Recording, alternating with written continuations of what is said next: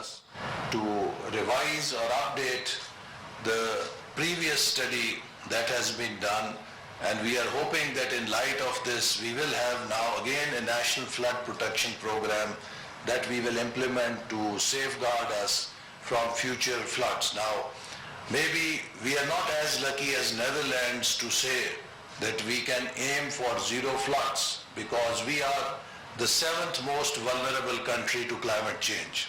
So we will see more of the floods, more of the climate-related disasters in the country. They could either be flooding, or it can be droughts, or it can be high heat waves.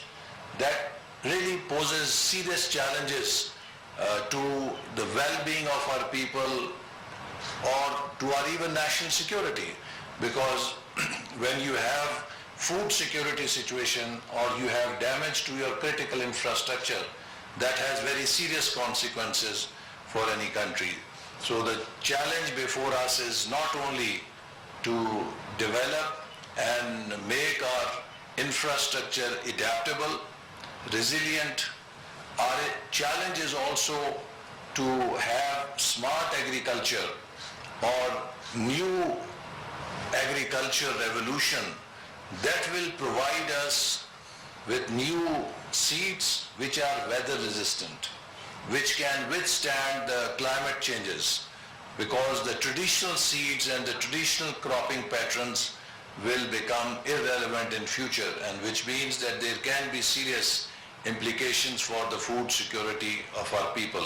So to fight this challenge or menace, or to protect our people from the climate-related disasters in future, we would need to forge an international partnership so that we can benefit from the research, we can benefit from the technologies that are developed by other countries, particularly in the developed countries.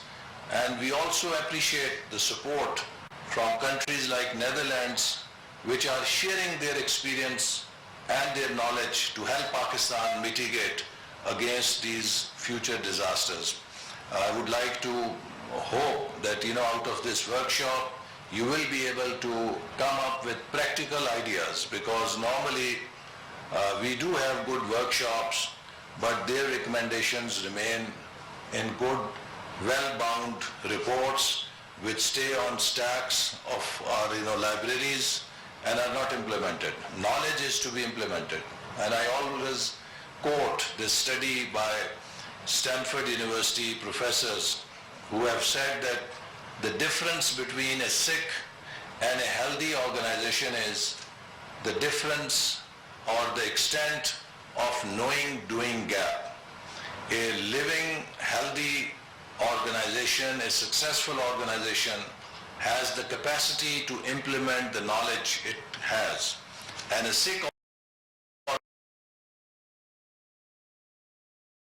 organization is one where there is a big knowledge or knowing-doing gap. They know a lot, but their systems are such that there is so much strong status quo in the system, there is so much inertia in the system that you cannot implement change. So therefore that knowledge just remains knowledge, and it does not impact the real world. So we have to really now think and focus on implementation.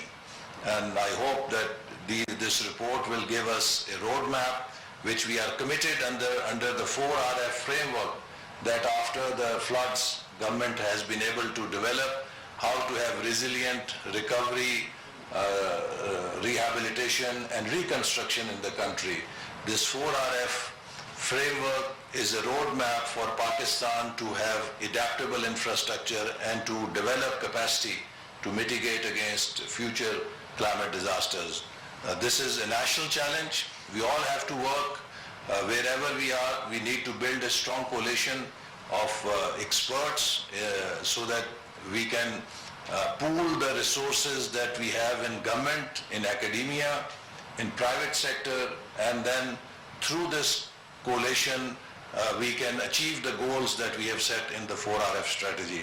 So with these words, I would again compliment and thank Government of Netherlands for their support, and I hope that together we can implement these ideas and make Pakistan secure and adaptable to climate change so that the damage that will come through climate disasters cannot be eliminated but can be minimized. Thank you very much. Pakistan Zindabad. وفاقی